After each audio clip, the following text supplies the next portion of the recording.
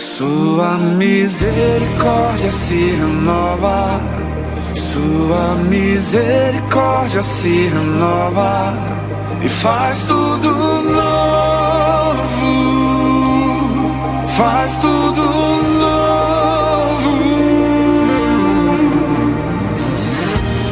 O sol brilha sobre o mundo inteiro, aquece o fraco e o guerreiro com o seu calor, com o seu grandioso amor. Sua misericórdia se renova, sua misericórdia se renova e faz tudo novo. Nas paz, queridos. Mais uma vez estamos aqui para trazer um pouco da palavra de Deus, um pouco da nossa interação enquanto igreja, da nossa união enquanto igreja. E hoje nós estamos aqui, eu e o pastor Padilha, trazendo a palavra da célula, né? Já que a gente não pode se juntar, né, pastor? Não dá para a gente se juntar e fazer a nossa célula, então nós vamos fazer o seguinte: nós vamos trazer a mensagem, a palavra da célula até os amados. Eu acho que assim a gente consegue não parar, inclusive com a célula, né? Embora que a igreja do Senhor Jesus ela não para, né? Exato. Nós podemos até fechar a porta aqui do nosso prédio onde a gente se reúne para congregar enquanto igreja, né? Mas a igreja do Senhor Jesus ela nunca para. Nunca para. A prova é que nós estamos aqui, você está aí na sua casa, cada um, né, nesse momento dessa quarentena, momento da gente tomar cuidado, nós estamos aí levando o Evangelho para honra e glória do Senhor Jesus. Amém? Glória a E Deus. nós vamos voltar com a primeira aula, né? A primeira aula da nossa célula esse ano. Vamos lá então. O pastor pode começar a aula. A leitura do... Graça e paz a todos da igreja, das células. Então aqui nós temos a nossa apostila, né, do estudo número 1, e nós temos como tema dessa aula inicial, né, das nossas células, a realidade da existência de Deus e as suas evidências, né? E aqui nós temos os textos referências, né, desse tema, que é o Salmo número 53, do versículo 1, Atos dos Apóstolos, capítulo 17, do versículo 24 ao versículo 31, e carta do apóstolo Paulo aos Romanos, do capítulo 1, do versículo 19 ao versículo 20. Nós vamos fazer a leitura do Salmo 53 nessa. Salmo 53, 1 diz assim: disse o nécio no seu coração, não há Deus. Amém. Tem-se corrompido e cometido abominável iniquidade, não há ninguém que faça o bem. Isso é quem diz o nécio, o louco, falta de entendimento. Agora temos Atos 24, Atos 17, 24 ao 31. Atos capítulo 17, né? Isso. Bem conhecido esse texto. Pode ir? Então vamos ler do versículo 24 ao versículo 31, que diz assim a escritura, né? O Deus que criou o universo e tudo que nele existe é o Senhor dos céus e da terra, e não habita em santuários produzidos por mãos humanas.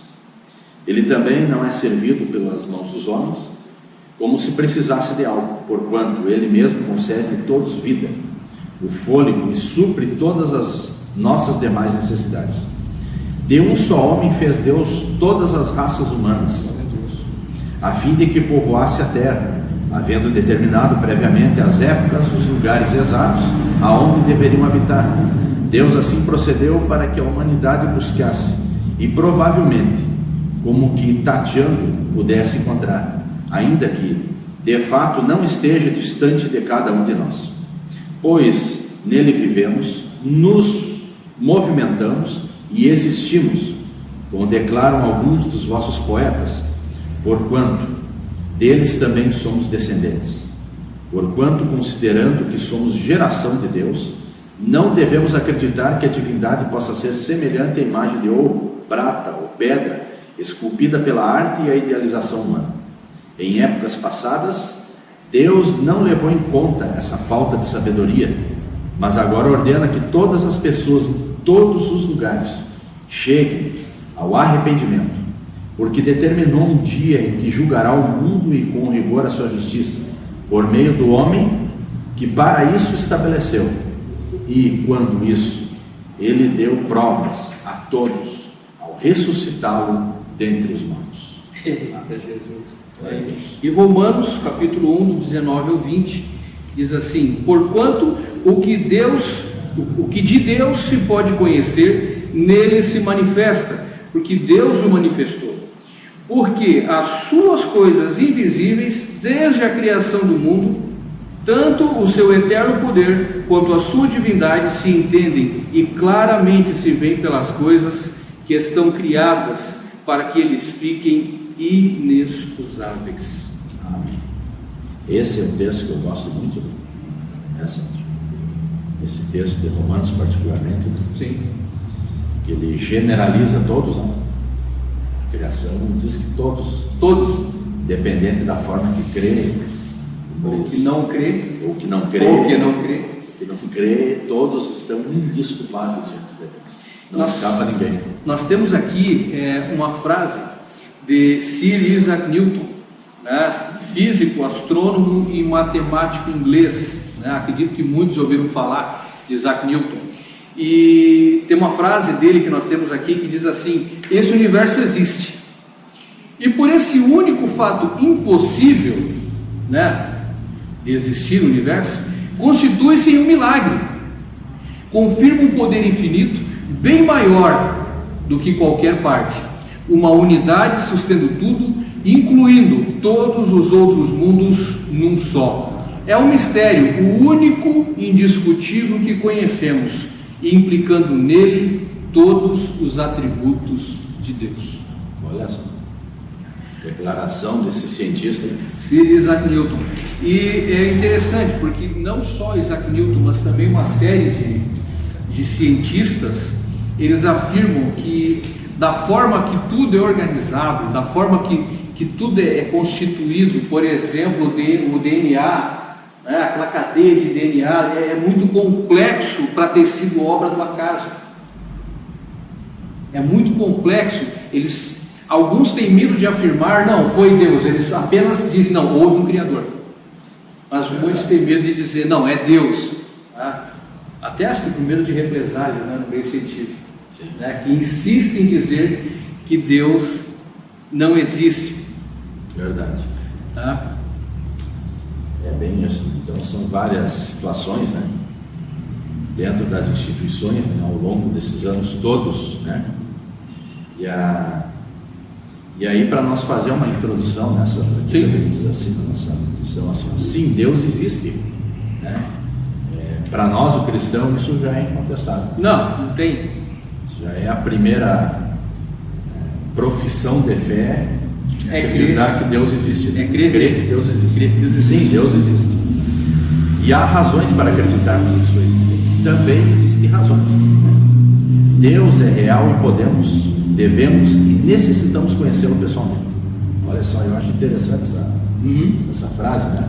Fala de personalidade, né? Fala desse encontro de acreditarmos em Deus de uma forma de fé, da forma de não ver, não sentir, mas crer. Mas crer nele, né? E como também aqui fala de uma questão de necessidade, né, Sandro? Sim. Que nós não só podemos, mas devemos e necessitamos, olha só. Então a questão de necessidade, a existência de Deus é uma necessidade que nós cremos, porque nós precisamos, né? E para que isso seja plenamente vivido em nossas vidas, conhecê-lo pessoalmente. Que eu acredito nessa. É de perto. Assim como dizia Jó, né? Antes eu te conhecia de ouvir falar de ti, porém agora meus olhos te veem, né? Porém agora meus olhos te veem, né? Conhecê-lo pessoalmente, conhecê-lo bem de perto. É verdade que precisamos da fé para acreditarmos em Deus, mas a nossa fé não precisa ser cega ou ignorante, porque é possível crermos nele através da razão também. Amém. E aqui às vezes até nós cremos, né, que tem muitas denominações que acabam anulando esse conceito, né? Sim. Não, tem que ser somente pela fé. Não, é uma fé cega. Se a fé ela é um firme fundamento, então significa que ela é um alicerce. Ninguém constrói uma casa em cima de algo imaginário, mas em cima de algo firme, a tal ponto que a casa não rache, não quebre, não caia. De outra forma, não vai colocar a sua família debaixo dessa casa. Uma casa que não tem alicerces. A mesma coisa é a nossa fé, a edificação, a nossa edificação pessoal. A nossa fé, ela precisa ter uma base bem firme. Verdade. E eu acredito que essa fé bem firme, ela não se baseia numa crença abstrata. Não. Mas naquilo que eu vejo, que eu conheço, que eu sei, que eu estudo, que eu aprendo de Deus a cada dia. Amém. É o que torna a minha fé incontestável. Por mais que venham tempos difíceis como esse que nós estamos vivendo, pandemias, que venha doença, que venha tanta coisa, mas nós sabemos, né, em quem temos crido. Verdade. Então, e aqui está um fator importante, né? Acaba se tornando a razão da nossa fé, né? Sim. A razão da nossa fé. Por quê? Porque eu não só falo, mas eu falo daquilo que eu experimento e vivencio. Exatamente. A razão, acho que tem nesse sentido racional. Exatamente. Também, de experiência, né? Tem aquela passagem onde Pedro caminha por cima das águas. Verdade. Eu não creio que ele pisou na água. Mas lá está dizendo que ele andou por cima da água. Eu sei. Entenda bem o que eu estou querendo dizer. O que eu digo é que ele não andou simplesmente por cima da água, mas ele firmou os seus pés em cima das palavras de Jesus, em cima daquele que ele via e que ele cria, de andar bem de perto, de andar junto o tempo todo. Então nisso era fundamentada a fé. Ele sabia em quem estava crendo. Por mais que logo depois o vento, o mar revolto e a escuridão deu medo, ele afundou. Mas naquele momento que Jesus disse, vem, e ele começou a andar por cima da água, ele não andou simplesmente em cima da água, ele andou sobre as palavras de Jesus. Amém. Ele andou em cima de um alicerce de fé em cima da água, uma calçada de fé em cima da água. É nisso que eu creio, acredito muito nisso. Não, e isso é bíblico, né, Santos? É real. É bíblico. É real. A Bíblia fala em Romanos mesmo, né, que a fé vem pelo ouvir, e ouvir a palavra de Cristo. Glória a Deus. Quando Cristo disse para Pedro, né, venha Pedro, foi conforme aquela palavra, não foi por causa de algo físico, né? Não. Mas foi A palavra, a realidade da palavra. A realidade da palavra. Amém. Deus se revelou e ainda se revela à humanidade. Certamente não podemos provar a existência de Deus em um laboratório. Um ser transcendente como Deus não pode ser estudado e compreendido pelas ciências. Todavia, Deus nos fornece evidências de sua existência através da natureza, que é a ciência e a criação, da história, né, arqueologia e bases documentais, da consciência humana através da moralidade, da Bíblia Sagrada, né, a palavra que não arriba, epistemologia e base documental, e da religiosidade, ou seja, da espiritualidade. E nessa lição das células nós vamos estudar esses 5 pontos chave, né, da fé. Então nós vamos hoje começar pela natureza, né, mas vamos ver algumas evidências. Hoje nós vamos começar pela natureza, né, a criação e a ciência.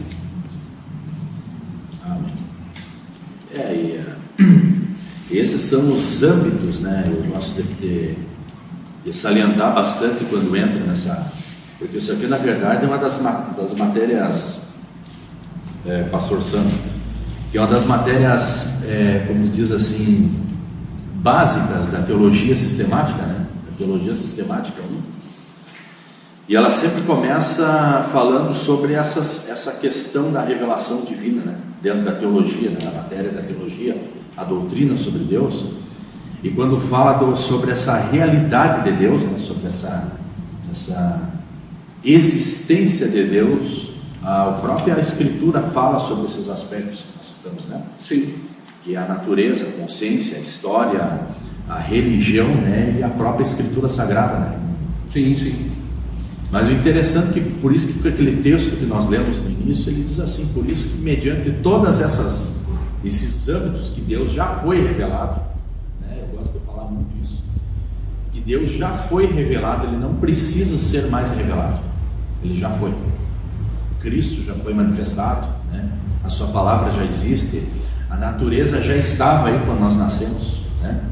Porque quando o homem foi colocado no jardim, isso que é interessante, né? A natureza já estava. Já estava lá. Então, e olha, então, nós começar com esse aspecto aqui, é um aspecto físico, visível, né? Palpável, né? Nós também somos a natureza de Deus, porque essa parte física que eu toco, o Sandro, né? Aonde esse vírus consegue nos tocar, isso aí é tudo, isso aí faz parte da natureza. Faz parte da nossa natureza humana. Eu acho interessante. Então, é uma prova da existência, da realidade de Deus. Eu acho maravilhoso isso. Amém. Então, todo homem é indesculpável mesmo. É indesculpável. Bom, e nós vamos então contextualizar aqui, começar com o texto que está em Jó, capítulo 12, 7 a 9, né? Jó 12, de 7 a 9 diz assim: mas pergunta agora aos animais, e cada um deles te ensinará, e as aves dos céus, e elas te farão saber, ou fala com a terra, e ela te ensinará, até os peixes do mar te contarão. Quem não entende por todas essas coisas que a mão do Senhor fez isso? Né? Quem tem dúvidas? Né? De 7 a 9, Jó de 7 a 9. Agora nós temos Jó 22, 12. Jó 22, 12. Diz assim: porventura Deus não está na altura dos céus? Olha para a altura das estrelas, quão elevadas estão. Ou seja, agora como nós vimos, né? Ele fez os animais, as aves, e agora fala do firmamento.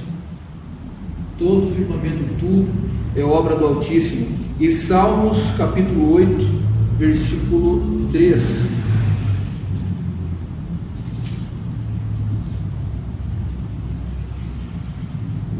Salmos, está tão pertinho de João aqui que eu chego. Bem fácil de chegar, né? Cheguei muito na frente. Diz assim, né? Quando admiro os teus céus, obra dos teus dedos, a lua e as estrelas que ali estabeleceste. Olha só, a obra dos dedos de Deus, né? Vocês já conhecem alguém que pôde, ou até fazer parecido algo com o céu, fabricar o céu?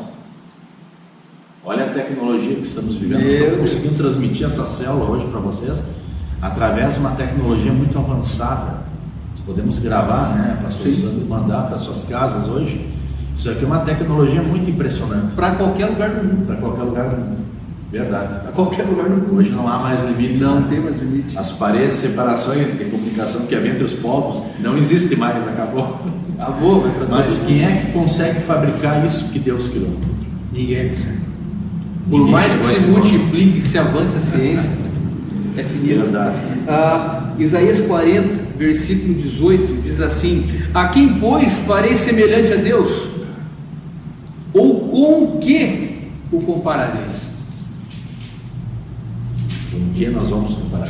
Quem vai se fazer igual a Ele? Ou com quem vamos compará-lo? Ele é incomparável, é o eterno.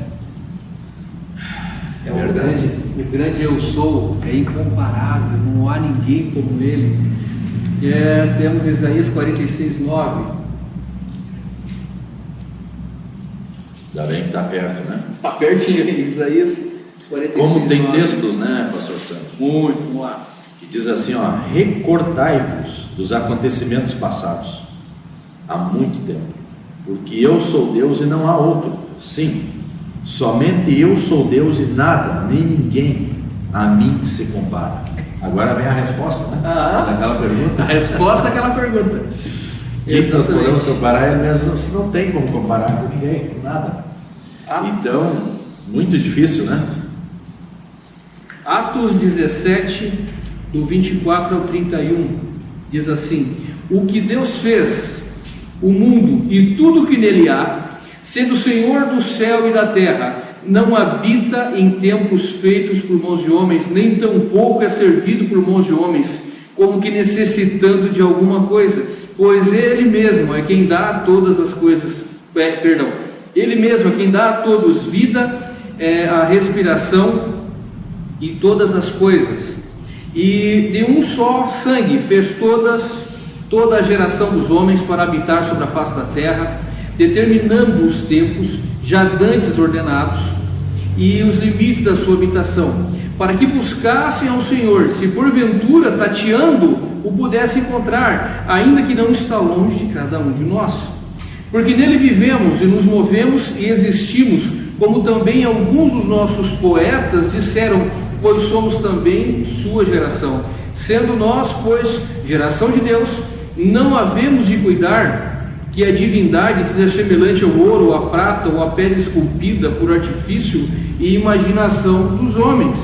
Mas Deus, não tendo conta dos tempos da ignorância, ordena agora a todos os homens, e em todo lugar, que se arrependam, porquanto tem determinado um dia em que com justiça há de julgar o mundo por meio do homem que destinou, e disto deu certeza a todos, ressuscitando Cristo dentre os mortos.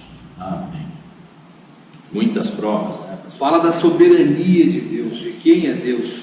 Fala que ele não precisa, ele não vive, não habita em templo feito por mãos de homens. Não adianta você procurar, nem tateando vai encontrar, embora esteja perto, muito perto, muito próximo de nós, muito próximo, e ao mesmo tempo tão grande, não distante, mas grande demais. Parece que esse texto, irmãos, parece que ele tenta dimensionar Deus. E ele propositalmente, esses textos, eles tentam fazer que com a nossa mente limitada tente dimensionar Deus, e através desses textos aqui que nós lemos, dentro da nossa compreensão humana, nós tentarmos medir mentalmente Deus, e aí chegar a uma conclusão seguinte: mas ele é muito grande, não tem como mencionar. Nós não temos recursos para isso. Acabou os nossos recursos, a nossa filosofia, a nossa intelectualidade. Então ele é muito grande mesmo. É um Deus imenso, ele é incomparável, como diz a Escritura, né? Romanos 1, 19 e 20 diz assim, porquanto o que se de Deus se pode conhecer, neles se manifesta, porque Deus os manifestou, porque as suas coisas invisíveis, desde a criação do mundo, tanto o seu eterno poder, quanto a sua divindade, se entendem e claramente se veem pelas coisas que estão criadas, para que eles fiquem inexcusáveis. Amém? Então assim, uma perspectiva científica, então, nós podemos constatar que, primeiro, tudo que começa a existir tem uma causa. Interessante, né? Tem uma causa. O universo, que é formado por matéria e energia, os quais não podem surgir do nada, começou a existir. Portanto, o universo, que é formado por matéria e energia, os quais não podem surgir do nada, tem uma causa. E o interessante, eu quero puxar aqui, pastor Santo, o pessoal, por que os textos bíblicos, principalmente a tradição e a cultura judaica, né? Quando nasce um filho, eles têm aquele hábito e o costume, né? A tradição de dizer, quem é este? Esse é o filho do fulano tal. Ben, né? Filho dele. Ele remete o quê? É a mesma coisa que está dizendo assim, esse ser humano, ele é obra de quem? O pastor Sandro é obra de quem? Não, ele é filho. Quem fez o Sandro foi a mãe tal e o pai tal. Por quê? Porque a nossa mente automaticamente procura isso, sem a gente perceber, né, pastor Santos? Quem fez? Quem fez? Obra Isso de aí tem que ter uma obra, uma origem. Porque essa inquietação da nossa alma, ela só sossega a hora que encontra. Então aqui, Fê, então está aqui o princípio disso aqui. Uma resposta. Aqui está a resposta, Aqui está agora a eu estou resposta. satisfeito.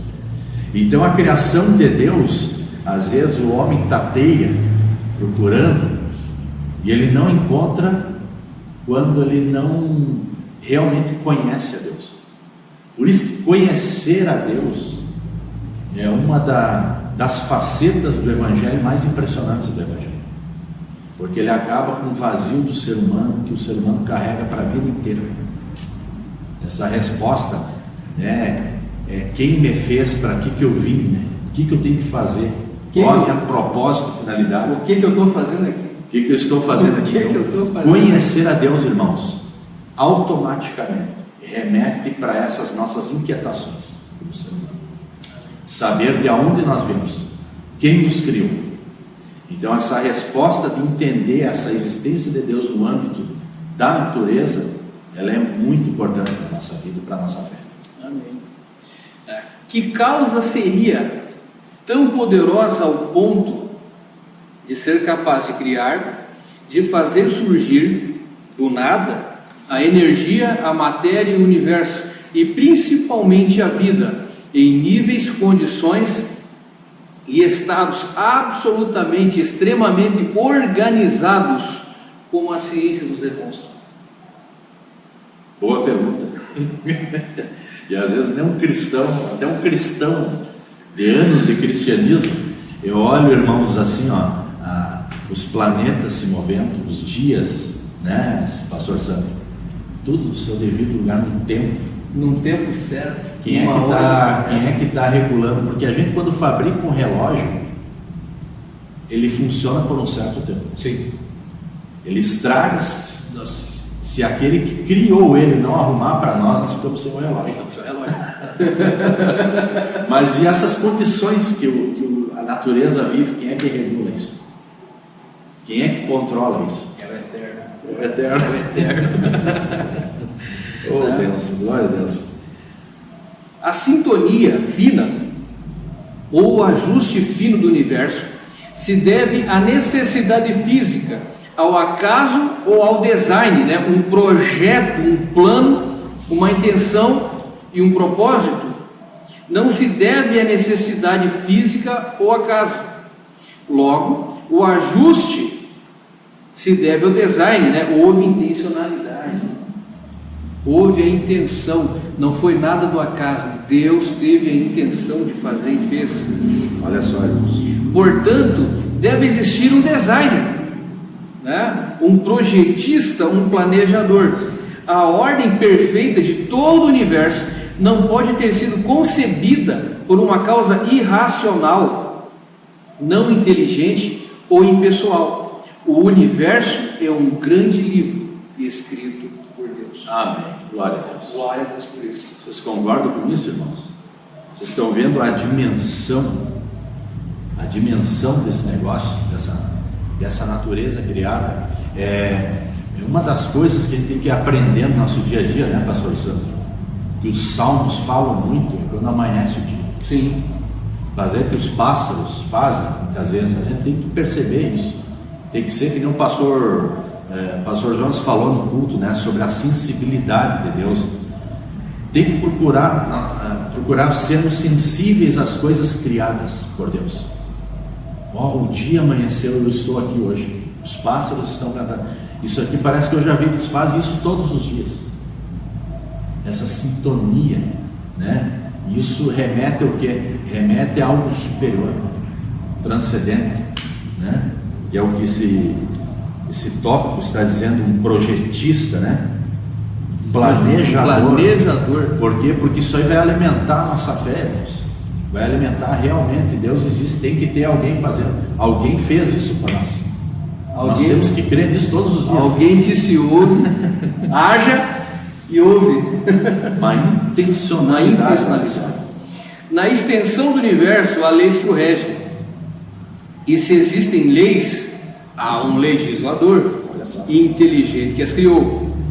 Por consequência, as ciências e suas práticas são possivelmente reais.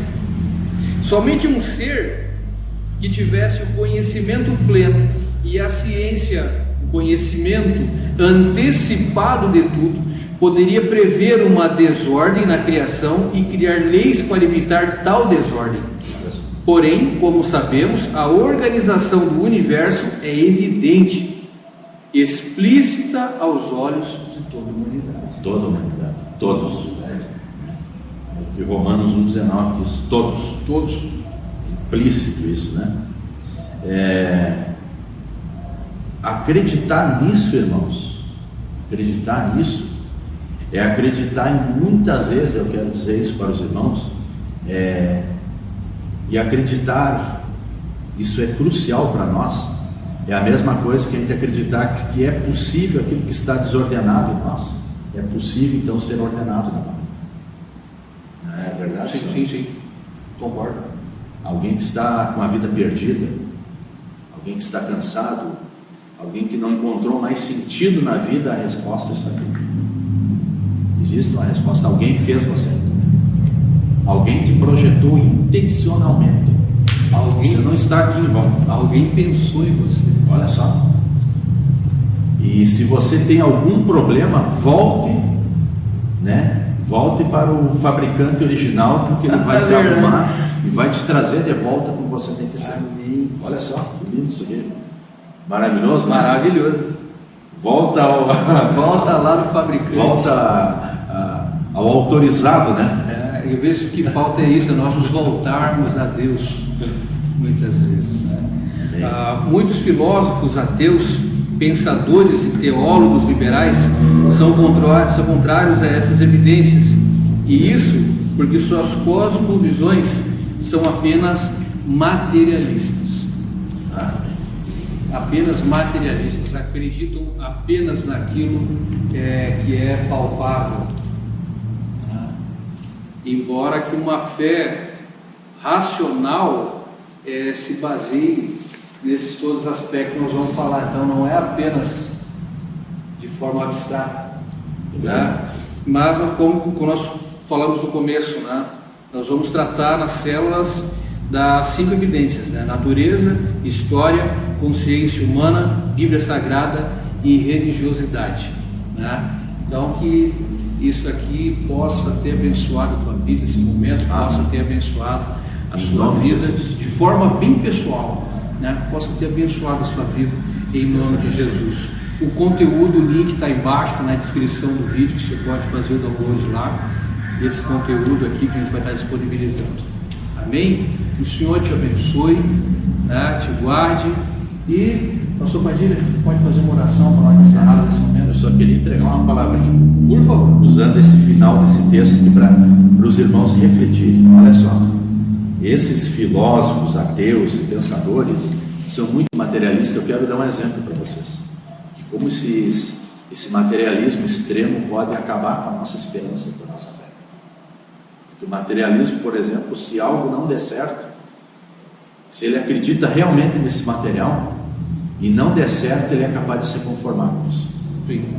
Não é verdade? Sim. Não, isso não tem mais conserto, é materialismo. O material é. Ele foi até onde ele poderia dar. Mas aqueles que não vivem dessa forma, aleluia, aqueles que vivem a verdadeira fé que Deus existe, que Ele que é o Criador, é Ele que nos criou, vai além desse material. Então há uma esperança assim para consertar o que está estragado.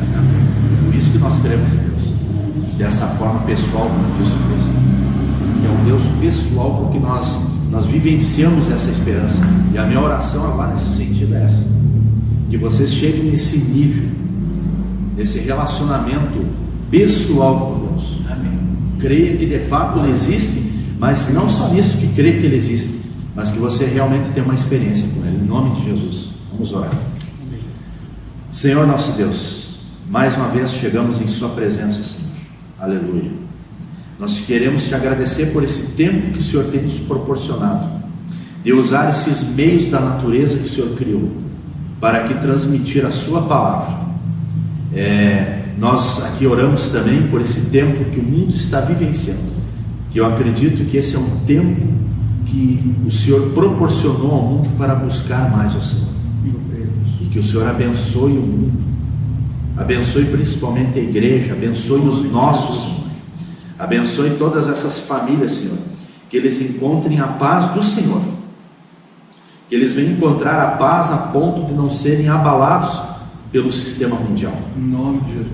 e que nesse mesmo momento nós venhamos se achegar mais ao Senhor, porque nós cremos na sua existência, nós realmente nós acreditamos na realidade do Senhor Deus, e eu acredito que essas pessoas que estão nas células nos ouvindo aqui para buscar a Deus, que nesse momento ela creia no Senhor, que o Espírito do Senhor venha em encontro a esses corações e abençoe, que eles venham ter um encontro real com o Senhor pessoal. A palavra do Senhor diz que o Senhor Jesus, quando ele veio para a terra, ele disse que era o Emanuel, o Deus conosco, que é um Deus pessoal, que fala, que se relaciona conosco, e é esse Deus que cremos, e é esse Deus que os irmãos estão recebendo agora, em nome de Jesus, para a glória do Senhor. Amém. Amém. Amém. Em nome de Jesus. Deus nos abençoe, graça e paz. Glória a Deus. Deus abençoe a todas as células, e que Deus use todos vocês, não somente os líderes das células, mas todos vocês, para a glória do Senhor. Em nome de Jesus. Sua misericórdia se renova, sua misericórdia se renova e faz tudo novo, faz tudo novo.